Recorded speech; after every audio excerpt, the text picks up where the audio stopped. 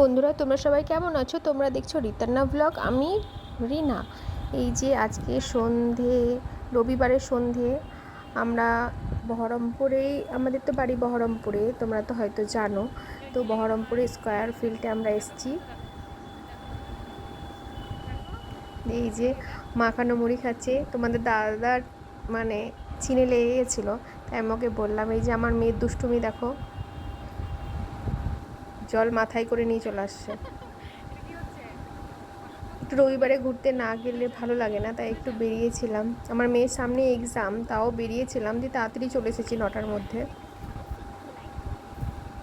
ও বলছে প্রচণ্ড জল তেষ্টা পেয়েছে, একটু জল খেয়ে নিই, তাই জল খাচ্ছে ও।